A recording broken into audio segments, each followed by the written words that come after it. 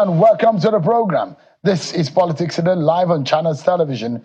I'm Sean Kimale in Abuja. Let's tell you that the president has gone to the National Assembly and asking them to approve a fresh 1.767 trillion naira loan, the equivalent of $2.209 billion, the new external borrowing plan in the 2024 Appropriation Act. If approved, the loan will be used to part finance the deficit of the 9.7 trillion naira for the 2024 budget. The president's request was read today by the speaker during the plenary. The president has also forwarded the MTEF FSP 2025-2027 to the parliament and the National Social Investment Program Establishment Amendment Bill to make the social register the primary tool for the implementation of the federal government's social welfare programs. There's one man who thought that the one way that you can better the lot of Nigerians is by handing them food vouchers. He also said that the best way for the Tinubu government to go is to borrow. And those who criticize him is now making him look now like a prophet, an extra brilliant human being. Easy. We're talking to him tonight. But again, another person that we'll be talking to on the program is one man that is seeking to defend his former principal and his boss. He says he knows how some of these funds the EFCC are looking for and perhaps where they are. We'll be talking to him tonight. But first, let's check out some of your political roundup stories.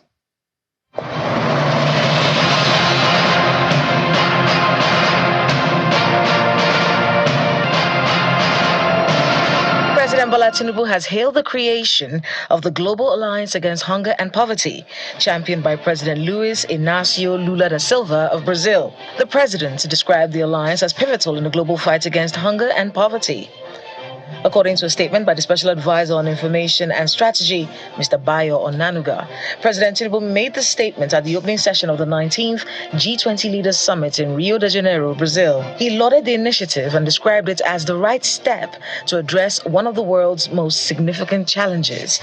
President Bola Tinubu has forwarded the names of 3 resident electoral commissioners to the Senate for approval. The correspondence was read by the President of the Senate, Senator Godswill Akpabio, during plenary today. The persons include Professor Tukur A. Tukur from the Northwest, Professor Sunday Aja from the Southeast, as well as Fayemi C. Ibiemi from Ondo State. The request has been subsequently referred to the Committee on Independent National Electoral Commission, INEC, to report back as soon as possible. Vice President Kashim Shettima says efforts are being made to strengthen community policing and enhance border security across the country, especially in the north, which is currently faced with security challenges. The Vice President stated this at the opening of a stakeholders roundtable on northern Nigerian youth development in Abuja. He urged governors in the region to take advantage of the opportunities provided by the administration of President Bola Tinubu to empower the youth in their states. The Gombe State Governor Inwa Yahaya has presented the 2025 budget to the State Assembly, a total package of 320,110 million naira only, made up of 34.7% recurrent expenditure and 65.3% capital expenditure, which will be spent in 2025, indicating a 53% increment on the 2024 budget. Governor Inwa Yahaya of Gombe State says the appropriation document is fashioned in alignment with prevailing local, national, and global economic realities in order to carve a better path for economic growth. Governor Hyacinth Alia of Benue State has approved the implementation of 75,000 naira as the new minimum wage for the Benue civil servants from November of 2024. The governor disclosed this to journalists at a briefing after a closed-door meeting with the Joint Negotiation Council at the State Secretariat. And in the Federal Capital Territory, the minister, Nyesom Wike, has approved the immediate payment of 70,000 naira new national minimum wage for staff of the Federal Capital Territory Administration, FCTA. The FCTA says the approval was in a bid to ameliorate the plight of workers under the employ of the FCTA. The FCTA says, in addition, the minister granted approval for payment of 3 months' arrears for all staff of the administration with effect from November of 2024. A group in Port Harcourt, the Rivers State capital, has called for an end to hostilities between the governor Siminalayi Fubara and the FCT minister Nyesom Wike. The group, operating under the aegis of Simplified Academics and made up of top academics from 5 higher institutions in the state, made the call at the River State University in Port Harcourt while giving a vote of confidence on Governor Fubara. The leader of the group, Professor Akuro Gobo, also called on the university's alumni to settle the differences of both politicians, as both are alumni of the institution. The Senate today suspended its rules to admit family members and close relatives of the late Senator Ifeanyi Ubah for the commencement of a valedictory session in his honor. During the service, President of the Senate, Godswill Akpabio, began by honing attention to the seat of their former colleague, draped with the Nigerian flag and 4 symbolic candles.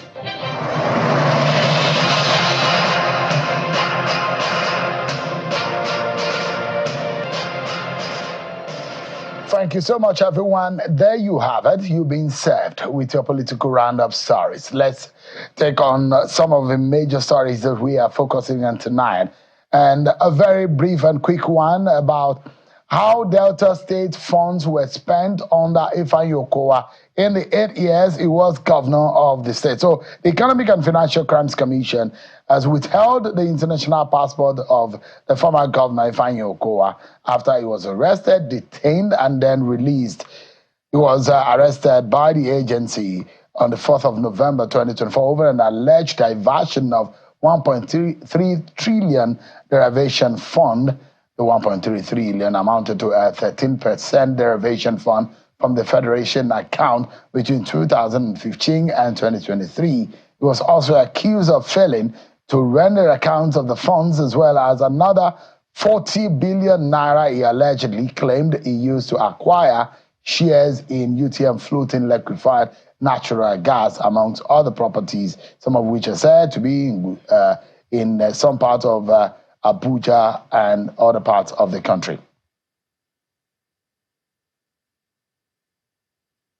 There's a whole lot happening after the release of Senator Ifeanyi Okowa. There are those who are close to him who says they know about it.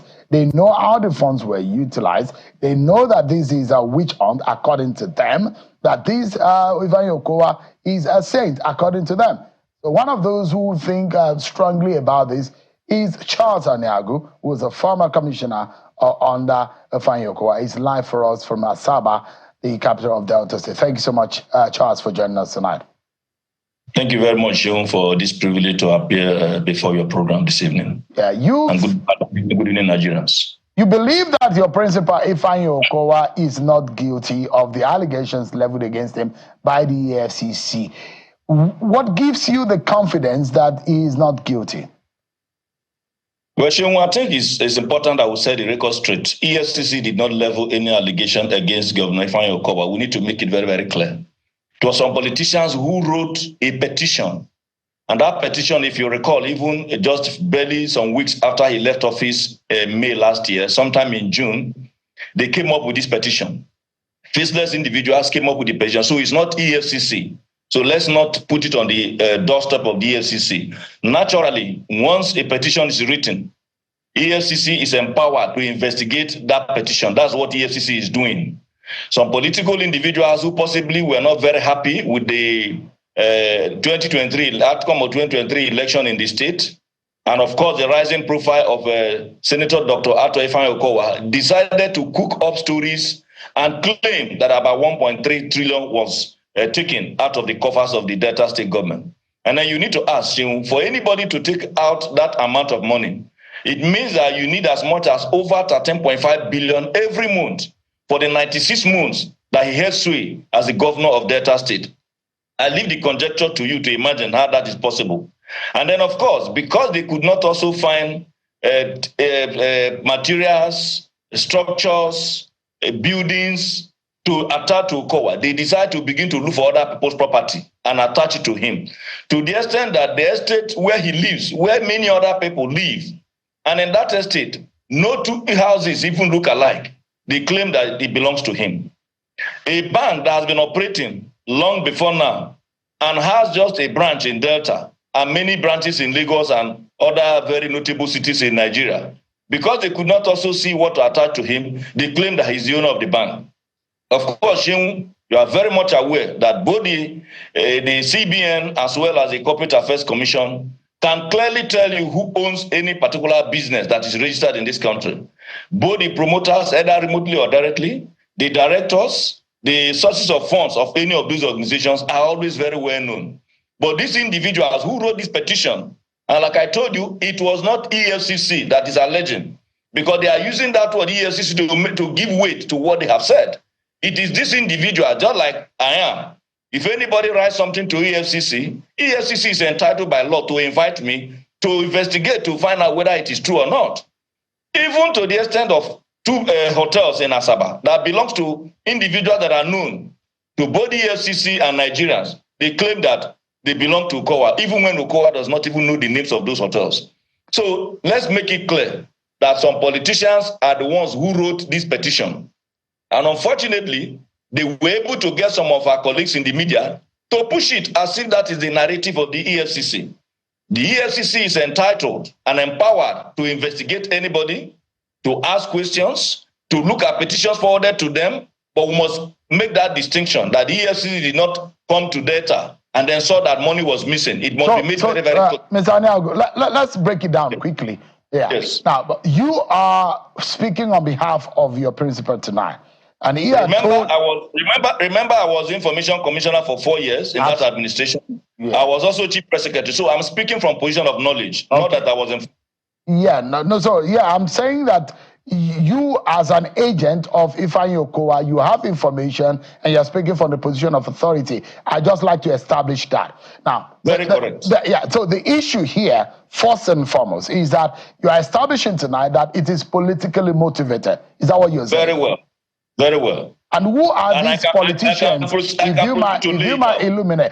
you might tell us tonight, who are these politicians that you are making reference to? Some of them are very, very faceless, and that is why, Shehu, you can see none of them, just like as I have appeared before your station now, none of them have been able to come to your station and said, this man took 2 naira and put it here. They know that they cannot come to your station and claim that Okowa owns those hotels that they are mentioning, because that, of course, it will be subject to litigation. They know they cannot also claim that Okowa owns the estate that is even very, very, very far away from where he lives in Abuja. They know they cannot. So what they did is to just spin it around, find one word or the other to put it into the media and deceive some of my colleagues in the media and made it look as if it was coming from the EFCC. The EFCC is doing its legitimate business of investigating any allegation that is made available to it. So we do not begrudge the EFCC. So it will also be wrong for anybody to think in the course of time that you can imagine EFCC did not hold this man, EFCC did not send him to court, EFCC did not continue to detain him. It is not EFCC. It is these politicians who thought, I mentioned to you, Chiun, that shortly after we left office in May 2023, these individuals came up with this allegation. And let me mention quickly, of course, you know Premium Trust Bank. They went to the extent of alleging that even the MD of the bank is Okowa's brother, even when they are not from the same local government. There are a whole lot of allegations that they put up because they have seen his integrity. They have seen that he holds sway in terms of the governance and, of course, the issues of administration in Delta. And all they could do ahead of 2027 is to begin to look for one way or the other to smear his Charles, yeah, I mean, it does look, when you are making reference and accusing others about the inquisition or the query over the issues of accountability of when your principal was in office, and you are not able to mention names, it does look like it's in the realm of conjectures. And you were saying these phantom politicians who are after your principal are up to bringing him down. Are these Delta State politicians or politicians outside of Delta? They are, some of them, of course, are from Delta. The reason why I can tell you this is that all this one they are saying alleged. For instance, this morning I watched TV and I could see the response of the presidency to issues raised by former President Olusegun Obasanjo. You can state that Obasanjo said this and the presidency replied this. In this alleged, Shehu, who is the person alleging? It is not the EFCC, I hope you know. No, it's the EFCC that is now taking the matter up and investigating him. No, it's in the realm of allegation until the man who is under investigation is now found guilty. But the question I would like to ask you, since you were Chief Press Secretary, the funds, and you are Chief Press Secretary and you are Commissioner of Information. In fact, you are the custodian and the library of information as far as Okowa was concerned when he was in office. Very correct. So you will know where the money is, maybe under your hat that you're wearing tonight. Thank you very much. But Charles, tell us. If you pardon me, I can give you some Just a moment, Charles. These funds that they are looking for is between 2015 and 2023. Is it possible that you publish how these derivation funds were disbursed and spent? If these financials can be published, I give it to you in 2 minutes. I don't need to read any book to tell you because I told you I'm involved. I'm a participant in that administration and a very clear one at that. Between 2015 and 2023, the administration of Okowa under 8 years received both in terms of FAC allocation, in terms of derivation, in terms of revenue from our internally generated sources, in terms of even some other form of loans and assistances that came from World Bank, but on account of the finding out that Okowa's government was quite transparent, amounted to 2.65 trillion naira, 2,650 billion. Out of this amount, we spent over 700 billion for the purposes of building infrastructure in terms of the capital expenditure. We spent over 621 billion for the purposes of payment of salaries. We spent over 140 billion for the purposes of payment of pensions and some contributory pension as well. Mr. Aniagu, you are shooting too wide. We are talking about one line item, the derivation fund spent 2015 and 2023. Is it possible that you can publish for public to see what was spent, what was received, and the receipt and what was spent? It's as simple as ABC. I need to also give you some information. There is no government that have account that say this is our derivation account. When money comes into a state, it's just like, for instance, when you earn your salary and you earn your allowances. Do you have allowances account and salary account? They come into one account.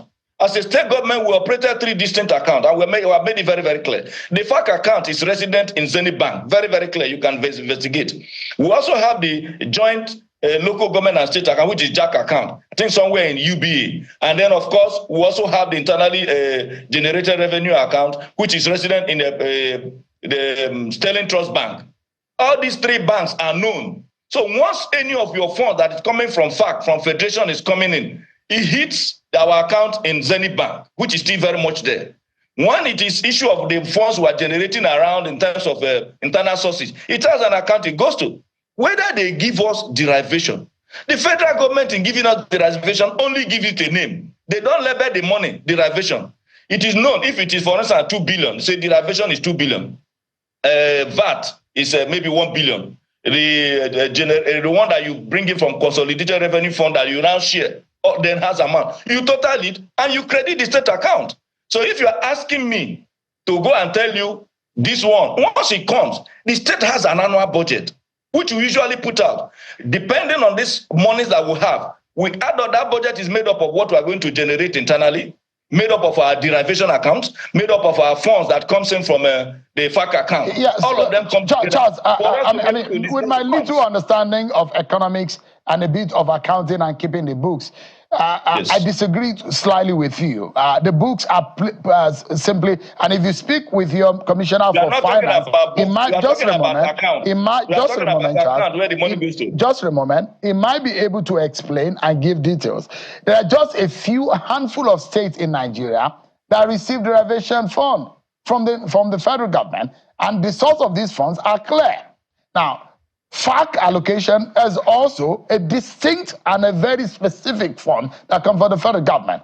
And I think that this could be easily established if you, as a former information commissioner and a former CPS, can, on behalf of your principal, come to town and publish how these funds were spent, how those local government, because there are allegations that some of these funds went into buying of assets buying of shares, buying of properties linked to Ifeanyi Okowa. And if you can make all of these succinctly published, I think that would clear the air, don't you think? Well, thank you very much. You have even done that, except that naysayers want to progress along this line. Now you are talking about buying of shares. That's the UTM shares. UTM is a floating gas company, which is first of its kind in our country. And we discovered that Delta State, being a gas also rich in gas resources, that it will not be fair for us to allow it to move to another state. First, we wanted to buy into about 5% into the shares of that company. And in the course of time, when we saw the viability, after our advisors have been able to advise us that there's a need and it's viable, we increased it to 8% of the shareholding. Sometime in December 2023, the present administration met with NNPC, and then the agreement on Nigerian gas, and the agreement was signed in Abuja, and we have invested about 42 billion naira into that. Today, as I speak to you, the value of that share is in excess of 100 billion. And it is found, it can be found where the money is. Okowa's name is not in any, is not a shareholder of UTM. That is the shares that we bought from UTM, which is a gas floating company that we invested on behalf of our state. And you know what? If we have opportunity to also do that investment tomorrow, Shemu will also buy into it because it's good for our state. Now, to correct what you said, I said when money comes in, your book may be different from where you keep your money. For instance, when they pay you salary, Shemu, go and look at your pay slip. You have different allowances. You have wardrobe allowance, you have transport allowance, you have feeding allowance, you have medical allowance. When Channels pays you, do you have account for medical allowance, account for feeding allowance? The money hits into your account, Channels puts it together as one money. When you want to spend it, you don't just, yesterday they gave me money for medical. Let me go and use it to buy just for us to, I know that Senator Ifeanyi Okowa will have his day in court and be able, under the law, to defend his name. But the question is, and how we can wrap this up, is that the passport, sorry, just remember, let me land the question. We don't need to progress to talking about court. It's only when they're able to find out substance. Yeah, well, that's dependent on the prosecuting agency. So the question is, if we wrap up on the passport international travel document of your principal has been seized. If he has no case to answer, why? No, that is not a big deal. Once you are if you are investigating somebody and you feel that there are certain things you need to do to deposit for the purpose of administrative bail, what is the big deal in holding somebody? Did we deny that EFCC is investigating that allegation? But I have asked you, who is the person alleging? I gave you an example. Former President Olusegun Obasanjo said one or two things against this administration. You can point to it that this is what Obasanjo said. And this is the response of the presidency. In this allegation that we keep, that they have thrown into the media, who is the person that is alleging? All right. It is not the FCC. All right. Thank you so much. Charles Aniago, a former chief press secretary and former information minister under Ifeanyi Okowa. And he's also Commissioner, except you want to promote me for former information commissioner. Now that you're calling me minister, don't worry, very soon our party will come. But maybe next time about all the projects that Okowa executed. Say that again. I say maybe next time we will take a look at all the very life-touching projects that Okowa executed. And we are very clear, any genuine inquest into the 8 years of Okowa, we are not running anywhere. We are proud of the things we did for that 8 years. Right. And so those who want to play politics, let them go and meet Nigerians and ask them to support them. Okowa's integrity will remain intact because he's quite transparent and he operated along that line. And it's very clear. I mean, the man needs to be given opportunity to defend his name. Thank you very much. And I appreciate it. He will come to equity. Must come with clean hands. Thank you so much. Thank you, Trust. So let's switch gears now and let's look at what is likely to happen. Well, it may happen if approval comes. So President Tinubu wants to borrow money, more money, that is. And there are plans to borrow money to the tune of 1.767 trillion. That's going to be an equivalent of $2.209 billion. That's a new external borrowing plan in the 2024 appropriation bill. The data source from the Central Bank of Nigeria report on international payment statistics show that the amount represents a 39.77% increase from the 2.256 billion spent during the same period in 2023. Well, there's a man who said that there's a need to borrow And there's a way that it can strategically be done. But when he said that on this program, easily people accused him and attacked him. But now he called me and said, what did I tell you, Sheung? My knowledge when I went to study abroad is coming to bear, and I hate to make anybody a prophet. Well, is he a prophet now, or is his knowledge coming to bear? Senator Jima Ibrahim is joining us tonight on the program. He's a member of the National Assembly, a member of the Appropriations Committee in the Senate. Thanks so much indeed for joining us tonight. Thank you very much. All right. Nice seeing you again. And you chair the Committee on Loans, isn't it? No, I'm a member. You're a member, right? I'm of the Okowa Foreign Loan Committee of the Senate. You told me at that interview that you had a brief class with the president in his bedroom. And you said a lot of things as to how the economy can be handled. You also told me how Nigeria could approach the Exim banks. And you gave a list of some of the Exim banks. You said we can borrow. You said we should exit all our debt so that we can start on a clean slate. Now we are borrowing. You were attacked. Do you feel like you are a prophet right now? Well, I'm not out to become a prophet. But facts are there. There is nothing you can do with knowledge. The truth is the truth. White is white. All I've said them on national television. We discussed about projects. And the president was very touched that 11,886 federal government mega projects are abandoned, not by the Tinubu administration, by the previous administration, combined with Obasanjo, Buhari, and so many of them, Jonathan and all that. I talked about that, but you said I'm crazy, so I left it. Now, we talk about borrowing. And I said at the beginning of this administration last year that we need to borrow money. And you people said, I'm stupid. What is the engagement now in governance? How much time of government is spent now on borrowing? Quite a lot. And at the IMF World Bank, we discussed this. My own contribution is this. What is Nigeria doing with 50% debt ratio to GDP? When in England, debt ratio to GDP is 95%. In America, is 123%. In China, 46%. You are a developing country. Tell me, what are you doing with GDP of 50%, debt ratio to GDP? To your what?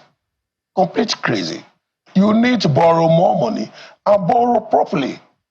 Borrow large volume of money, exit your existing debt, and move on. Now, you want to borrow $2 billion. Is that money? $2 billion. When the Central Bank of Nigeria have launched Diaspora's Fund, and they are raking in $1 billion a month. So $1 billion a month, that's $12 billion a year. You are borrowing $2.5 billion, and that is news item in Nigeria. It can only be in Nigeria. These are the issues that you see. Economic variables are there. They must respond to economic development. Senator, just a moment. Your room principle, it might be difficult to convince a lot of Nigerians your perspective or your direction in a policy direction of borrowing as a way out of infrastructure problem, a way out of economic quagmire. Because there are those who will remember easily, those who were around and are very much aware that during Obasanjo, Nigeria was carrying a lot of debt burden. Obasanjo pleaded for these debts to be written off, which were, and Nigeria has been careful in compounding its problem by acquiring more debt. But you are asking now that we should carry more debt, yet our backs can carry those burdens. Okay, let me give you a simple example. Dubai. 12 million people, 3 million are indigent, $168 billion loan. Now, development is happening there. And now Dubai couldn't give Nigeria even visa. Is that not surprising? The oil is drying away fast in Dubai. Dubai goes to tourism, innovation and IT technology with AI. Now everybody wants to go to Dubai. Where does Dubai get the money from? Dubai got the money by borrowing $168 billion and use it for infrastructural development. in such a way that you can have the number of people going to Dubai today and the number of dollars that they go with is enormous. Dubai is paying back by $20 billion every other year. Now, if the lending market disappears, where are you going to get the money from? When President Tinubu came, he had such a very large global legitimacy that people are interested in giving him money. But I don't know whether that legitimacy is still as high as how it was before, but we could capitalize on that. Now the president is moving, traveling every other week to look for money. It's not an easy task. So the key issue is that if you borrow and develop your infrastructure, you are better off. Now you talk about President Obasanjo doing debt forgiveness and all that, subject to conditions and terms. Is debt forgiveness coming at 0%? No. There are things you do, you get debt forgiveness. There are international policies that you align with and you get debt forgiveness. So these are the issues at international politics. It's about power, authority, and influence. So if you can even get debt forgiveness for $12 billion, the more reason why you really have to borrow. So if you borrow $100 billion, then you tell the creditors that you are owing that, look, I want to pay you off. Our debt is $77 billion. So we can easily say, give me 20 billion debt forgiveness. I pay 50, full and final discharge. You have 50 billion. And then you can develop a lot of infrastructure. You can attack unemployment. You can look at food insecurity. You can look to hunger. You can defend your foreign exchange currency in time of the exchange rate of dollar to naira. But if you don't borrow, I've asked this simple question. Tell me where will you get income from? More importantly, that you have surplus assets. So if you are not going to borrow, what about are you going to print money? Production cannot save us. What are you going to use to produce? For example, you have a Jakarta who has spent $10 billion. We are on site for 42 years. This is 43 years in Jakarta. We haven't been able to produce one single iron. So borrowing is the only way out for Nigeria. There is nothing Nigeria can do, and I can bet you, with all my degrees, from good schools, I can bet with you, you go back to borrowing. Because there's nothing you can do. Even prayers cannot help us. What can God not do? What God cannot do does not exist. It doesn't exist. So if we pray, maybe we keep praying, but honestly, to be realistic, you need to borrow good money. Not all these $2 billion. No, what in your own estimation is good money to be borrowed by this administration? Anything above $50 billion. And you can raise bond. So if Mr. President decides to visit the US, I just came back for World Bank and IMF. So I know there is money there because interest rate is 1%. Now, so if you go to US and you lost the nation bond, right? And you say 10 years and at 10%, you get $100 billion. 100 companies, global companies investing $1 billion in Nigeria bond, and this money for 10 years. You get that money easily. A central bank, one institution, went to, we were told this in IMF or World Bank by the central bank governor. He went to launch a central bank bond, for diaspora in the United States. And every month he's raking $1 billion, just single-handed effort in money market. Yeah. So the issue here is that if you have that, you say you are borrowing $2 billion. Central bank is able to get $1 billion from the bond, and their target is to get $1 billion every other month. Senator Jim Abraham, don't take the $2 billion in isolation. Yes. That's not the only money that this government has borrowed. Yes. And don't forget that this money is coming to your committee, actually, and you will scrutinize it. Whether or not you will approve it is up to the National Assembly. But this is not the only money that this government has borrowed since he got into office. The question and the fear a lot of people have is, are we borrowing for the right reasons? This borrowing is going to be used to part finance the deficit of the 2024 budget. You are not even looking into the. It is good for you to have a deficit budget where you have a surplus debt ratio to GDP.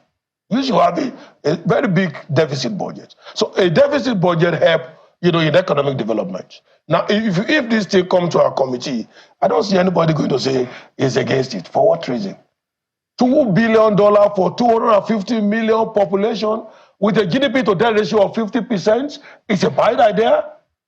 You need to go to another country.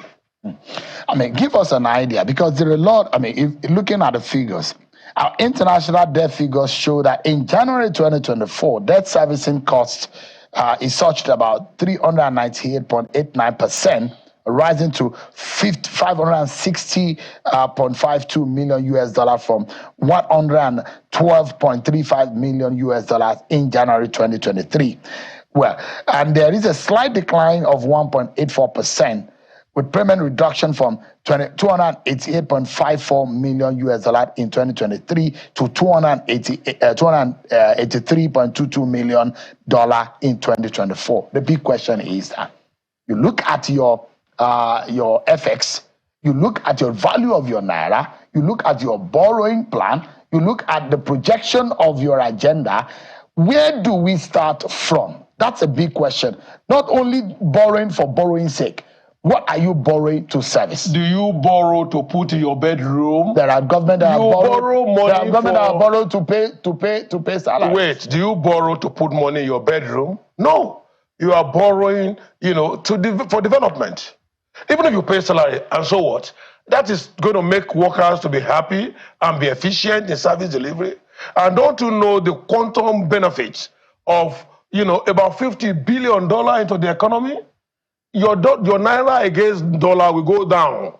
So you have a good exchange rate because you have dollar there to defend your currency. So borrowing will drop the because you are bringing dollar in. You are not bringing naira. For example, this $2 billion dollar if it's borrowed. This is too insignificant. So it will not this impact. Is a minute money. So it will impact. No, this is just launch money. What's the $2 billion? Are you worried that the exchange rate that is on the wait, $2 billion to 250 million people to finance deficit budgets of a year that will end in 2024, ending in about less than 60 days.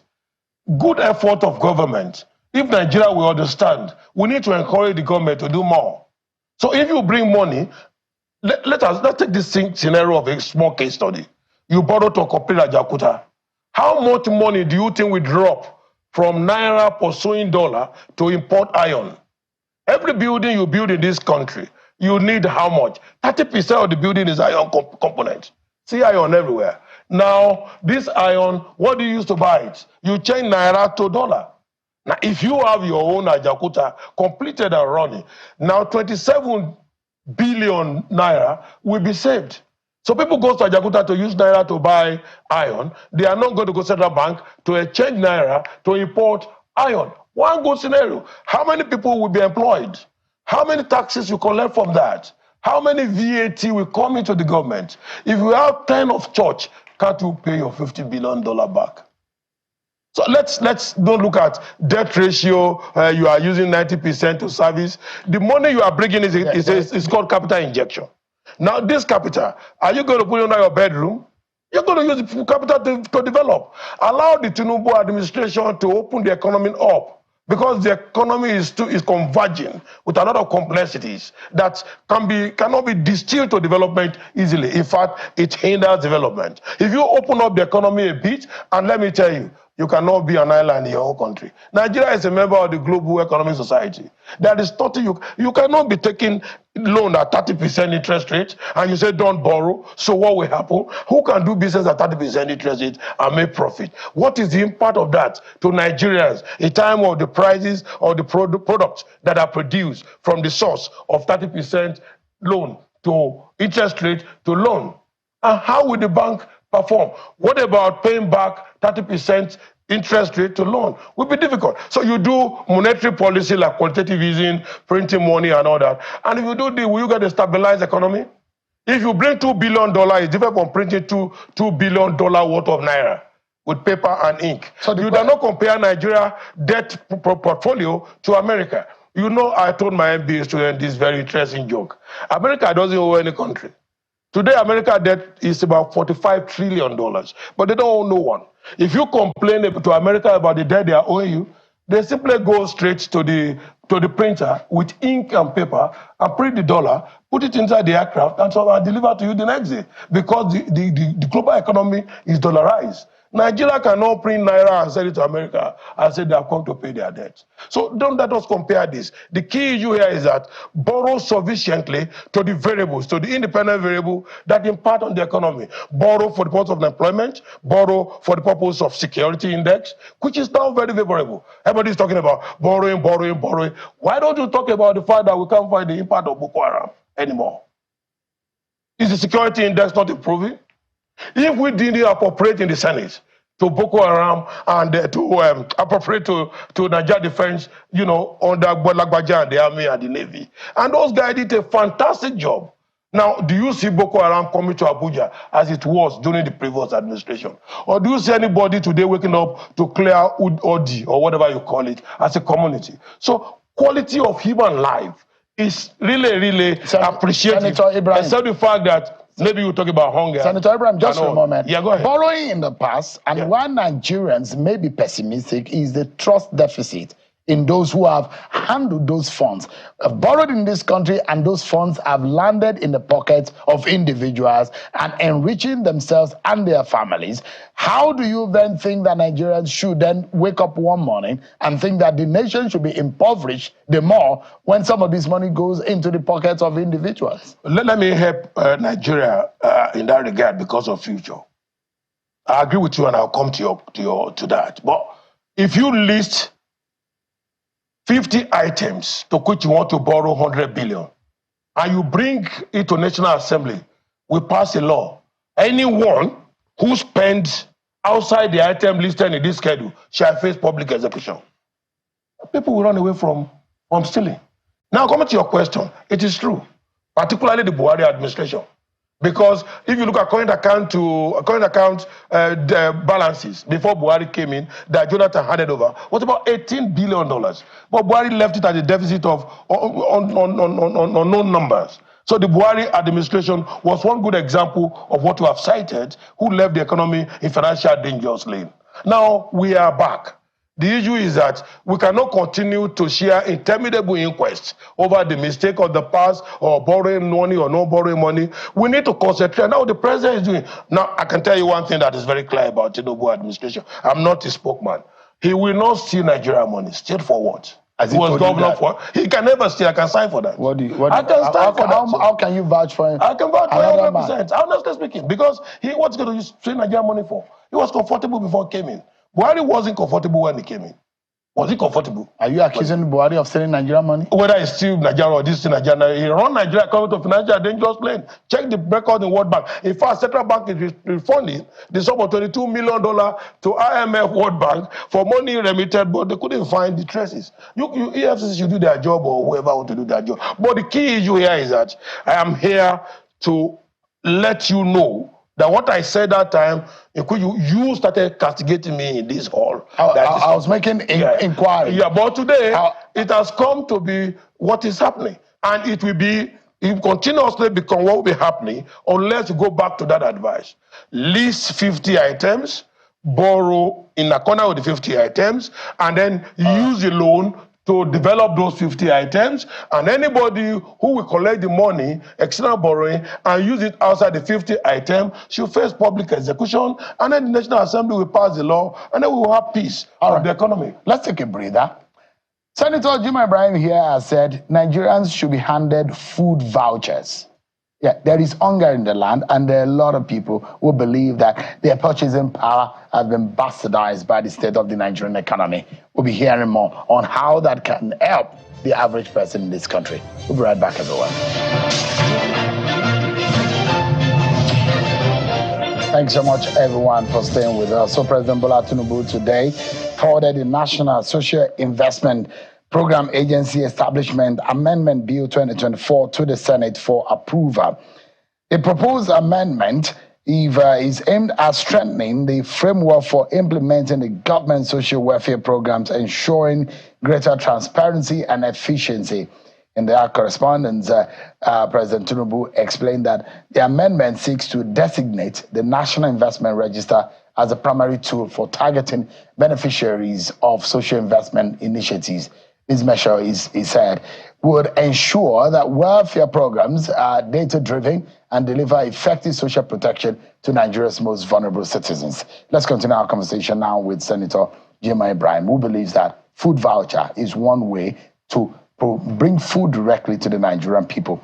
But this proposition by the executive, by the president, in ensuring that data drives welfare packages for Nigeria, you think is the right way to go? Yes, I actually have a bill in the Senate, which is a Federal Data Bank bill. I think it's at second reading now. We need data to do anything in this country. To succeed, you have to have data. There is nothing we can do without data. We need to know, for example, how many people benefited from your poverty programs. Then we want to know how many people are really in the nets, in the poverty nets.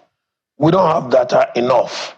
So we need to have data. And that's why in the Senate I proposed Federal Data Bank, where everybody will have data. We don't even know how many cases come before Federal High Court today to know how many judges we need to have, to do those cases, or whether the courts are even enough to administer those cases. So these are kind of things that data can help us do.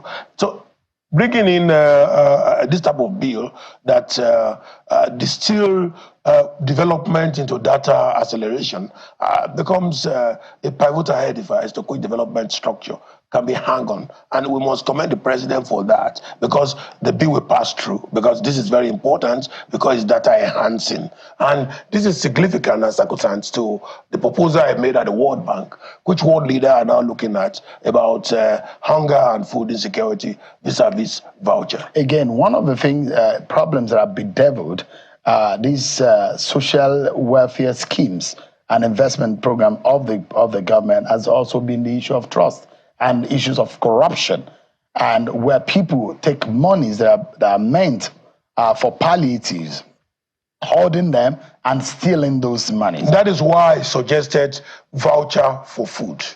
And what do I mean by this? The central bank will print voucher, not print money.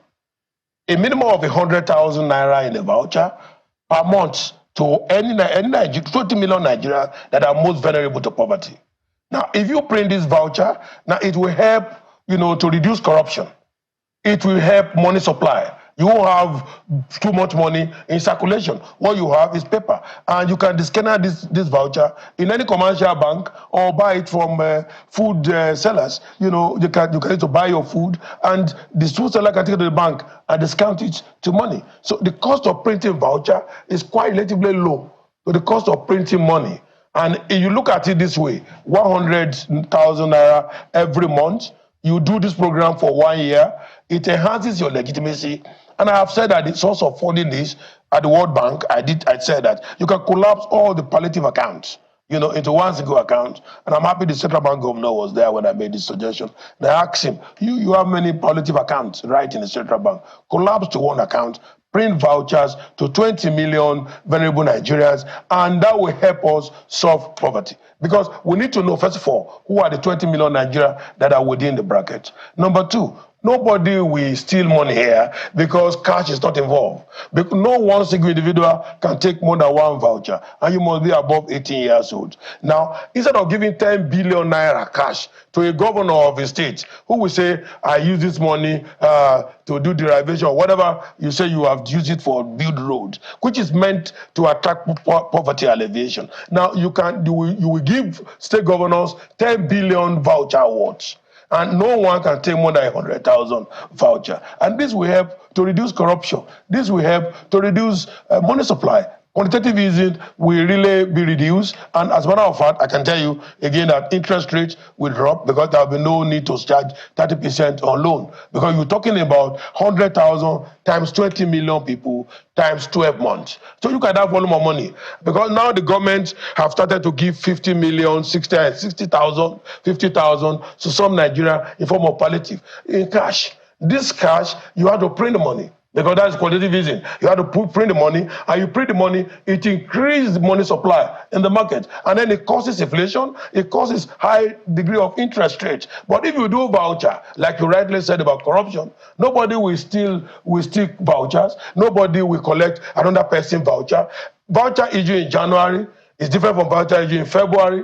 You can do it like that and then mark them and make sure that even January voucher cannot be used in February. Is there any place in the world this is being used? This may be something close, but I'm working with international organizations on how to reduce hunger through voucher that I suggested at the World Bank IMF, which was widely received less than a month ago at the World Bank. And then now you know the world leader are now talking about hunger and poverty reduction through the strategy of voucher. Because there is no way you can reduce hunger and poverty without voucher. And the challenge we have with the Tinubu administration is that the 20 million Nigeria within this bracket of poverty, they keep shouting, if you have done a very good role, say, no, we are feeling hungry, we are feeling hungry. So this can reduce legitimacy. But if you collapse all palliative accounts in the central bank, you have about 1.something trillion, and you can fund your voucher with that. And you don't need money for voucher for this next year, December now. You're only going to print for January now, print for February. So quarterly, you can see the voucher, and it's transparent. Have you pitched this idea to the president? Well, yes, I sent a note to the president. The president is working on it. It's not that it's something that you can do it overnight. President has come with a bill talking about data.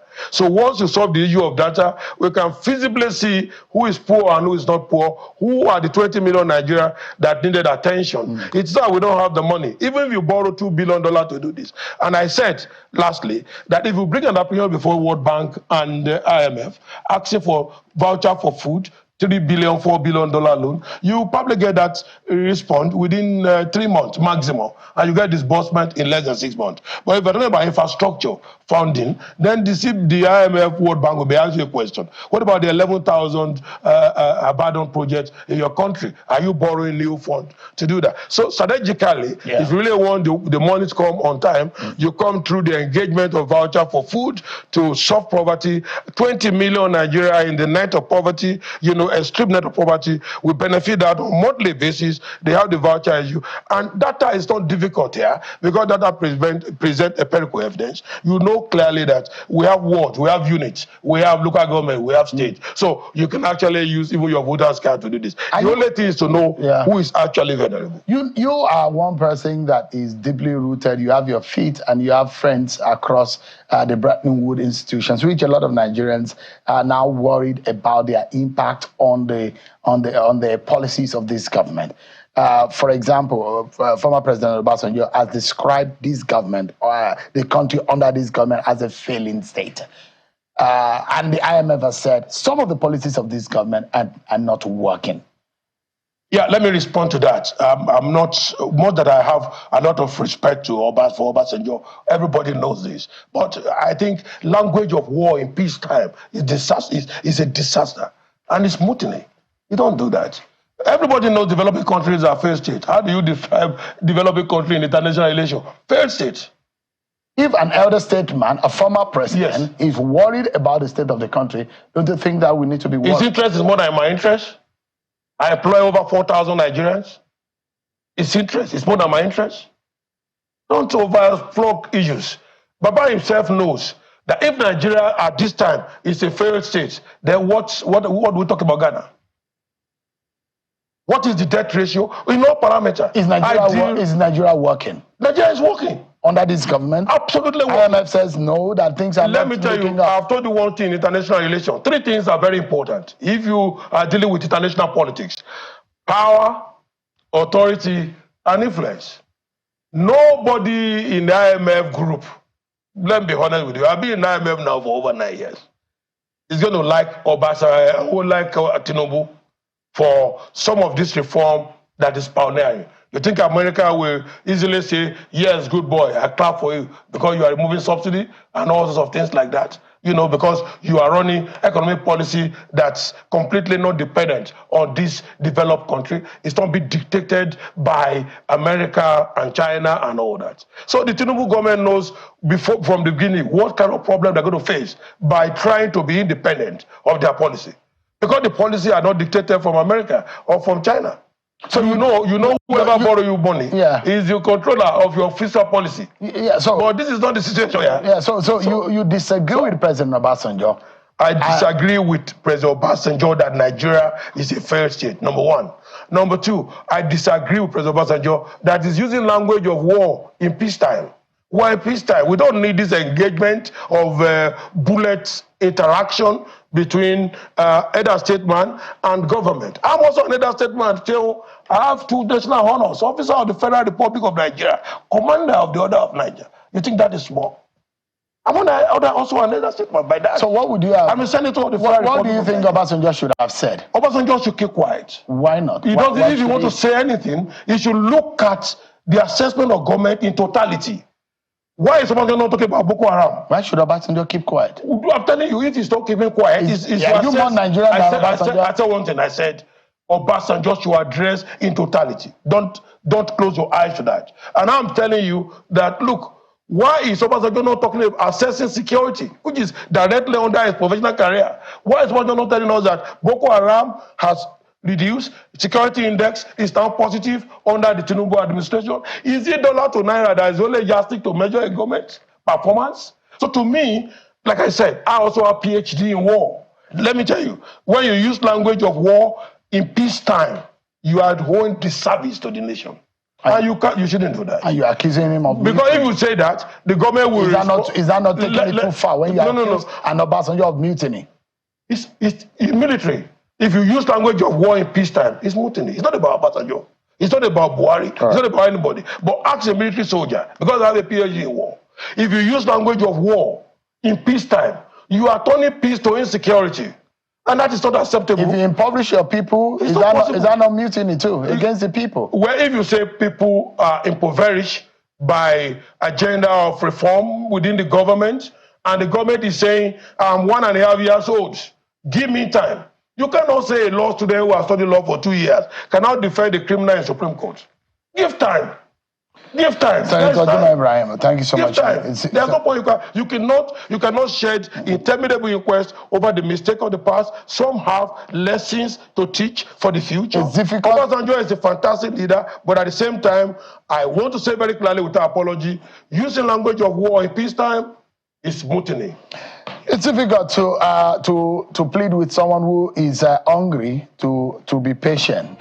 That's a very, very strong advice to give. But thank you so much indeed, Senator Jim Ibrahim. Thank you, Sean. We'll come back again. What I've said, we come back, we'll come to pass again, and you will see that you don't make language of war in peacetime. We will react, government will react, citizens are divided. We don't want insecurity coming from the elder statesman. Prophet Senator, elder statesman, Jim Ibrahim. Thank you so much. That's our show for tonight. I appreciate you all for watching. I'm Sean Kimale. God bless Nigeria.